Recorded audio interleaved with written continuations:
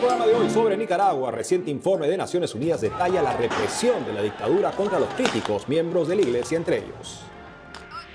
Desde México, en el inicio de la campaña electoral, obispo pide a candidatos mejorar la educación en zonas pobres y violentas. Desde Colombia, porque yo conocí salesianos presentan 6 documentales sobre su obra en favor de niños y jóvenes necesitados. En Perú, grupos Provida inician marzo con variedad de actividades bajo el lema Mes por la Vida. En el gran jubileo de Santo Tomás de Aquino profundizamos en su importancia para entender qué es la ley natural. Hola Natalie, cerrando la semana. Así es, Eddie, hoy primer viernes de mes y además iniciamos el mes de marzo, mes de San José. Qué alegría poder comenzarlo también con ustedes desde nuestros estudios en Lima, Perú. Bienvenidos a su programa EWTN Noticias, yo soy Natalie Paredes. Soy Eddie Rodríguez Morel, gracias por acompañarnos. Iniciamos las noticias con Nicaragua contándoles que una reciente investigación de las Naciones Unidas sobre el estado de los derechos humanos en este país examinó el caso de la Iglesia Católica entre otros grupos específicos. Las conclusiones confirman los abusos de la dictadura de Daniel Ortega. El mismo rechazó el documento. Los detalles en el siguiente informe. Me permiten darles un abrazo, no preciso ni decir. Nicaragua, 27 de febrero. La dictadura de Daniel Ortega anula la personalidad jurídica de la Asociación Católica Mater Purísima Nicaragüense año 2000, de las religiosas Pureza de María. La acusación de las autoridades es la misma que en otras ocasiones, supuestas infracciones en la presentación de los estados financieros. Otras 10 entidades de diferentes credos religiosos también fueron canceladas. Este tipo de casos en el gobierno de Daniel Ortega son un ejemplo de los abusos y violaciones de los derechos humanos presentados en el reciente informe del Grupo de Expertos de la ONU sobre Nicaragua. Desde el 2018 la situación es peor. Concluimos que hemos encontrado hechos que constituyen prima facie el crimen de lesa humanidad y persecución por motivos políticos. Hay 20 tipos de violaciones y abusos que perpetra la dictadura en contra de sus críticos, según la investigación. Los patrones prevalentes actuales consisten en la expulsión de nacionales y extranjeros, la privación de la nacionalidad de nicaragüenses, la negación de entrada o de salida del territorio de Nicaragua, la creación de un ambiente coercitivo y la acumulación de actos represivos que ha obligado a muchas personas a abandonar el país y que por lo tanto constituye una forma de expulsión. La persecución cada vez más sutil abarca desde universitarios hasta miembros de la Iglesia Católica y otras confesiones cristianas. Este documento no solo destaca el aumento exponencial de las graves violaciones a los derechos humanos bajo el régimen de Daniel Ortega, sino que ofrece una hoja de ruta clara y contundente de acción penal internacional. El informe detalla que entre 2018 y junio de 2023, más de 900.000 abandonaron Nicaragua. Entre ellos, más de 800.000 pidieron asilo, más de 60.000 lograron el estatuto de refugiado.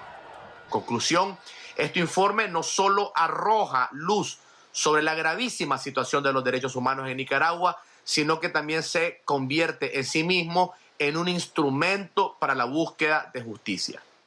El informe de la ONU sobre Nicaragua sostiene que el presidente Daniel Ortega, la vicepresidenta Rosario Murillo y los altos funcionarios del Estado deben ser sometidos a investigaciones judiciales por su posible responsabilidad en los crímenes, violaciones y abusos detallados en el reporte. En el mes de marzo, en nuestro primer informe, Me permiten darles un abrazo, no preciso ni decir.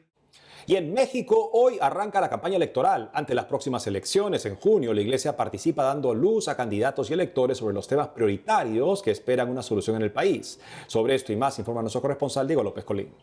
Un obispo en la frontera sur de México llamó a los candidatos que buscan un cargo en las elecciones para el 2 de junio a que asuman con responsabilidad el tema de la educación. En especial los invitó a generar educación de calidad, aperturas de escuelas, invitar que los alumnos y los maestros no abandonen las aulas. De acuerdo al último estudio realizado por el Instituto Nacional de Estadística, Geografía e Informática de México, el estado de Chiapas ocupa el primer lugar en analfabetismo entre personas mayores de 15 años. por lo que Monseñor Jaime Calderón, obispo de Tapachula, lamentó que primero la pobreza y ahora la violencia sean condicionantes para el acceso a la permanencia y la conclusión exitosa en las escuelas. El obispo indicó que hay centros educativos, especialmente en la sierra, que durante meses no abrieron para tener clases debido al temor ante el crimen organizado y la inseguridad en las carreteras. El 2 de junio de 2024, los mexicanos elegirán más de 1,000 cargos de elección popular. En ese mismo día también se realizarán elecciones para diversas autoridades estatales. En Chiapas se votará por un nuevo gobernador y nuevos congresistas, así como autoridades de los ayuntamientos. En este contexto, el prelado solicitó a los candidatos que buscan un cargo políticas educativas que sean más contundentes. El cardenal Raymond Burke, prefecto emérito de la asignatura apostólica, convocó una jornada de oración de 9 meses para pedir la intercesión de Nuestra Señora de Guadalupe para que ayude a sobrepasar los desafíos de estos tiempos. Esta novena comenzará el martes 12 de marzo y concluirá el jueves 12 de diciembre de 2024, coincidiendo con la festividad de la Virgen de Guadalupe, día en el que además se realizará una consagración especial a la Madre de Dios. Durante este periodo de oración, los católicos que se inscriban en el sitio web de la iniciativa y se comprometan a participar en la novena recibirán mensualmente, mediante correo electrónico, no solo reflexiones y oraciones escritas regularmente, sino también mensajes de aliento y consejos espirituales en video del mismo cardenal Burke, quien es fundador del Santuario de Nuestra Señora de Guadalupe en Wisconsin, Estados Unidos. El purpurado ha enfatizado que Dios no nos ha llamado a temer. Destacó que a pesar de la oscuridad de nuestra época, las personas de fe están arraigadas en la verdad y el amor de Cristo, así como en el fiel cuidado de su madre. El Pleno del Congreso en el estado de Guanajuato aprobó por unanimidad una ley para personas en la diversidad sexual y de género, lo que ha generado preocupación entre líderes pro familia por lo que consideran una imposición en la ideología de género. Según un boletín compartido por el Congreso local, dicha legislación tiene por objeto promover, proteger y garantizar de forma progresiva el pleno ejercicio de los derechos humanos de las personas de la diversidad sexual y de género.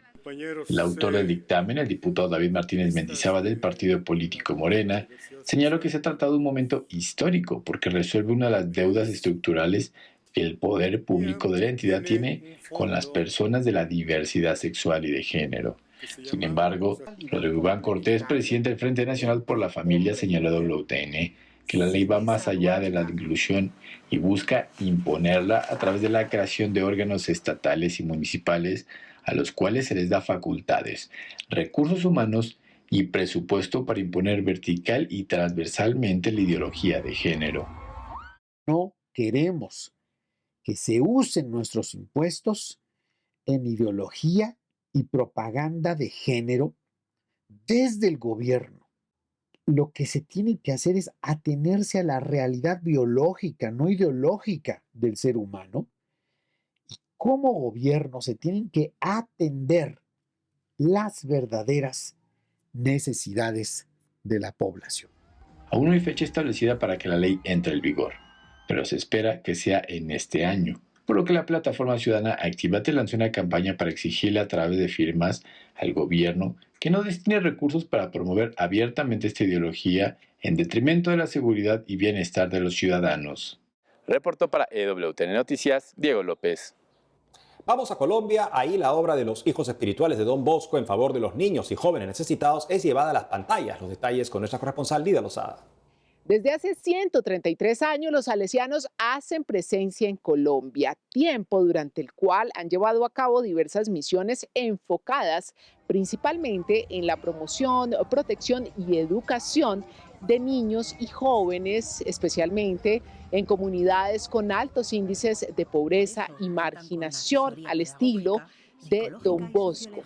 Para dar a conocer esta labor y transmitir un mensaje de esperanza de la misericordia de Dios, la Congregación Unidad Radio Televisión de España llevó a cabo la producción de 6 documentales que visibilizan este trabajo pastoral y social, pero que sobre todo dan cuenta de las complejas realidades sociales presentes en el país. Tiene como finalidad precisamente mostrar que el Espíritu de Dios está vivo, que la acción de la iglesia no para, que el Espíritu no para de llegar a donde Jesús llegó, a la Galilea de hoy, a los más pobres de hoy, porque es la fuerza del Evangelio, es la fuerza de nuestra misión. Los salesianos siempre nos hemos identificado por esto en todas las partes del mundo y aquí en Colombia mucho más, estando donde los jóvenes más pobres nos necesitan, donde realmente nuestro carisma tiene fuerza para lo que hemos sido precisamente inspirados por el Espíritu de Dios. Irene fue que yo conocí allá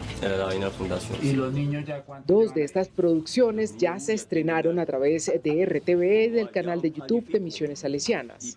En Oasis de Paz, al sur de Bogotá, se narra la labor que adelantan desde hace más de 40 años en una localidad de la capital conocida como Ciudad Bolívar, concretamente en el Centro de Capacitación y Promoción Popular Juan Bosco Obrero, un espacio que ofrece programas de formación técnico-laboral, deportivos, artísticos y de acompañamiento psicosocial a niños, adolescentes, jóvenes y a sus familias, buscando así proporcionarles mejores condiciones de vida. Mejorar las condiciones de vida y proporcionar nuevas oportunidades para los habitantes de Ciudad Bolívar es el sueño de un grupo de salesianos que se ubicaron en la zona de La Planada a finales de los años 80 del siglo XX. El segundo documental, titulado La obra del Niño Jesús, acaba de ser estrenado y da cuenta del trabajo de los salesianos en el santuario del Divino Niño Jesús, del cual son custodios. Templo que precisamente conoció Madre Angélica durante un viaje realizado a Sudamérica en junio de 1996, que inspiró su devoción profunda al niño y que conllevó a un mandato divino materializado en el santuario del Santísimo Sacramento de Alabama. Actualmente en el santuario, además del componente espiritual que atrae a miles de peregrinos permanentemente que llegan a honrar a Jesús en el ministerio de la niñez, los salesianos acompañan desde la ayuda y la formación para la vida a cientos de personas que viven grandes necesidades, con la firme convicción que cuando el amor proviene de Dios, se multiplica y se traduce en ayuda. Este es el caso del Centro de Familia. Centro de Familia puede tener 600, 700 señoras, mamás, cabezas de familia. Y no es dele mercadito y váyanse, no, ni platica menos para que se vayan. Es una formación a 3 años, formación humana, formación cristiana, formación salesiana. Ese es capítulo 2, versículo 18. Pero el jefe es Dios. Y por eso trabajamos es para Él y esperamos trabajar bien. Él quiere, a través de corazones que ha movido, que ese servicio del mercado y otros tantos lleguen a donde Él quiere que lleguen, que es a sus hogares, al paladar de su hijo, de su hija. Durante los siguientes 4 documentales que serán publicados en las plataformas digitales de Misiones Salesianas, compartirán el acompañamiento que realizan a la población enferma de lepra en una localidad conocida como Agua de Dios. También en Barranquilla nos mostrarán la labor en un barrio con diversas problemáticas sociales y finalmente conoceremos historias exitosas del trabajo de reinserción social y laboral que hacen con jóvenes desvinculados de grupos armados en la ciudad de Cali. En Colombia, Lida Lozada, WTN Noticias. Hacemos una pausa y al volver. En Perú, Grupos Provida inician marzo con una serie de actividades bajo el lema Mes por la Vida. Además, en el Gran Jubileo por Santo Tomás de Aquino profundizamos en su importancia para entender qué es la ley natural. Regresamos con más noticias con Enfoque Católico.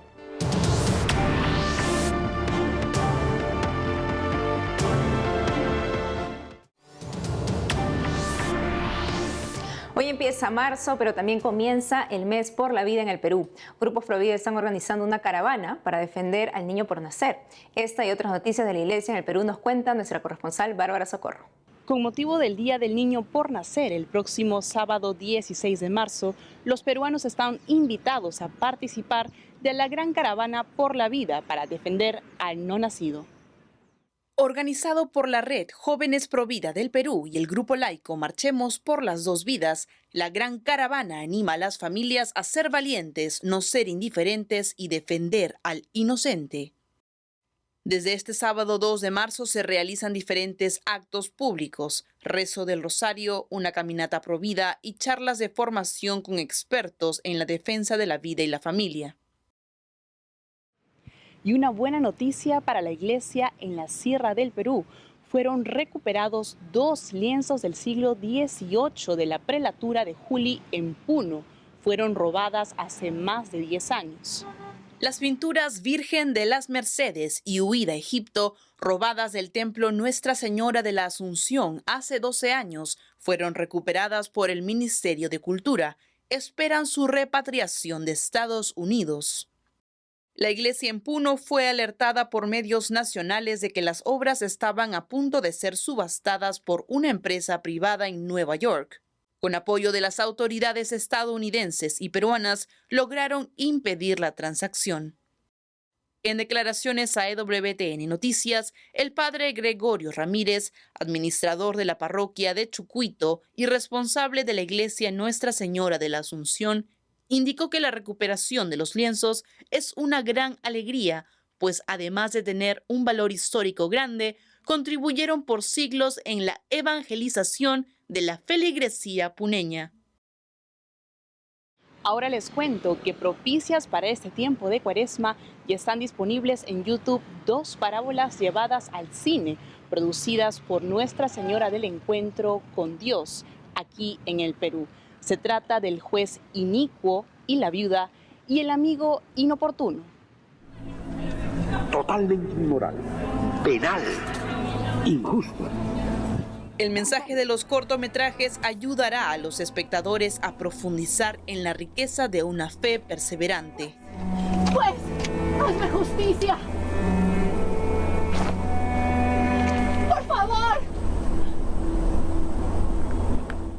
Las producciones se basan en el Evangelio de San Lucas. Son guiadas por las meditaciones que hiciera el sacerdote español Rodrigo Molina, inspirador de NCE Internacional y fundador de diversas asociaciones de laicos, como ABC Prodein.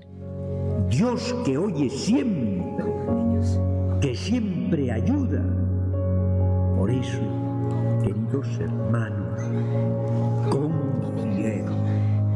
La gran pregunta que nos hace Jesús al final de estas parábolas, también en la del amigo inoportuno, es: pero cuando venga el Hijo del Hombre, ¿encontrará fe en la tierra?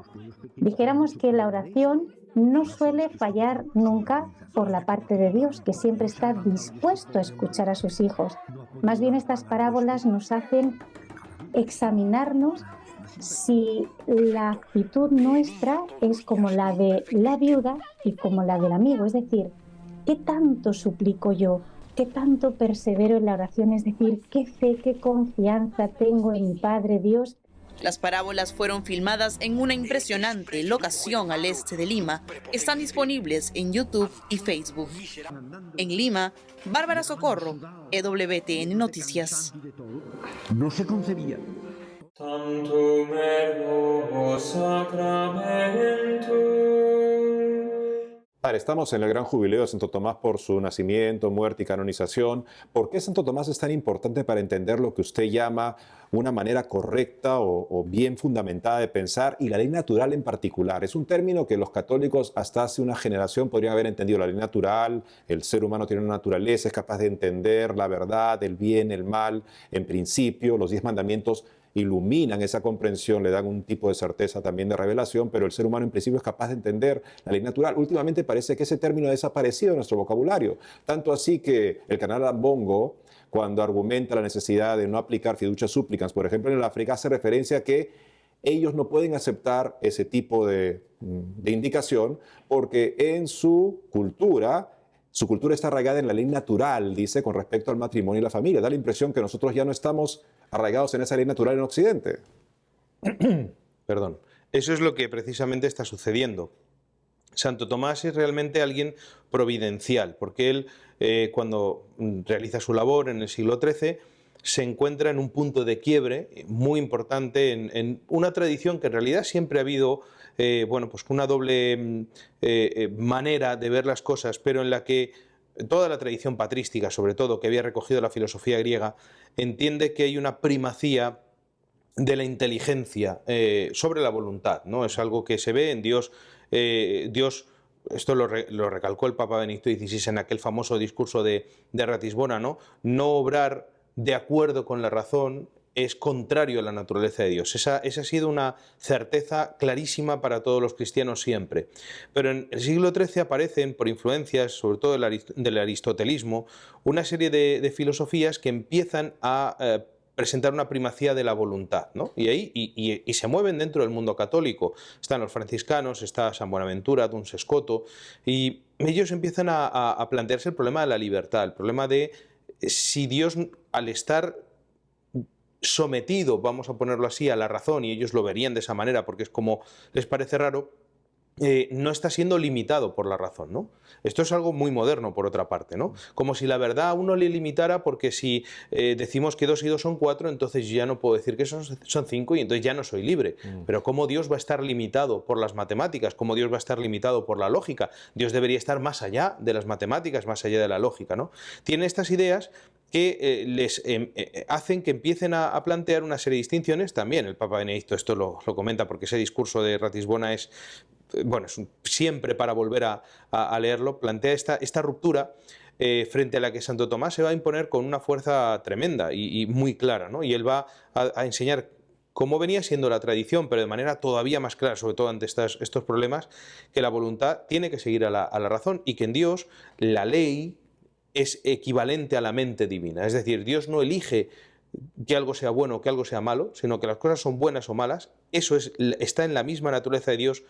Y luego Dios, dentro de la ley, elige con libertad, ahí sí, lo que quiere hacer. Por ejemplo, crear el mundo o no crearlo, ¿no? Dios no está obligado a crear el mundo, pero cuando Dios elige libremente crear el mundo, lo crea de acuerdo con su ley. Y esa ley, que le llamamos la ley eterna, queda inscrita en la naturaleza y el hombre, con su inteligencia, que es un reflejo de la sabiduría divina, es capaz de conocerla. Y cuando conoce esa ley que está en la naturaleza, entonces conoce la ley natural. Es muy preciso a la hora de decir cuáles son los límites de la razón, cuáles son también, digamos, el papel de la fe y por qué la fe y la razón tienen que caminar juntas en las cosas en las que pueden, qué es lo que tiene que hacer el filósofo. Él es el que mejor lo expresa, de tal manera que siglos después, esto es la razón por la que se le hace doctor de la Iglesia, siglos después, el Papa San Pío V va a reconocer que sin este magisterio de Santo Tomás no podría la Iglesia haberse enfrentado con la fuerza con que lo hizo a los errores protestantes. Padre, en tiempos de emotivismo, en lo que se parece que se ha perdido la razón, qué importante volver a Santo Tomás y aprovechar también este gran jubileo para poder entenderlo más, conocerlo mejor, porque en la medida que los fieles lo conocen, empiezan a valorarlo como se merece y da pautas preciosas para poder orientarnos bien en el pensamiento y en la vida. Padre Francisco José Delgado, muchas gracias por haber estado con nosotros el día de hoy. Muchas gracias por tenerme una vez más aquí, muchas gracias. Seguimos con el programa. Tantum ergo sacramentum. Cada 1 de marzo la Iglesia recuerda a San Albino de Angers, obispo francés del siglo VI, uno de los personajes más influyentes en la reforma moral de la sociedad francesa de su tiempo. Conozcamos sus virtudes con el padre Jorge Luis Hidalgo desde Argentina.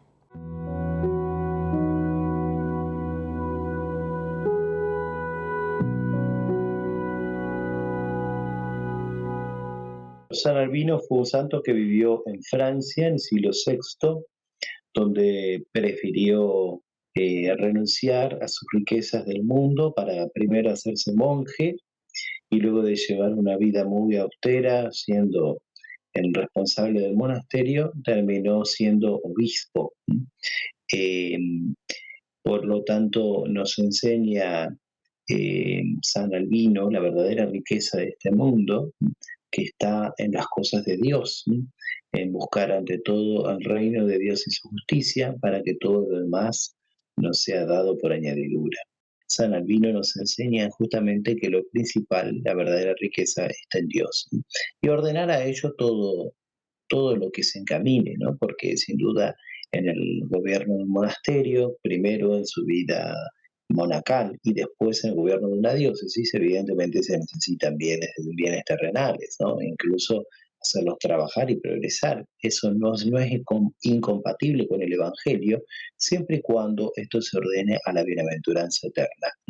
San Albino, como tantos santos de la cristiandad, de la Edad Media, sabían ante todo ordenar los bienes temporales a los eternos, los bienes materiales a los espirituales y las cosas de este mundo hacia Dios. Así que Él nos enseñe, como tantos otros santos, ante todo buscar la gloria de Dios.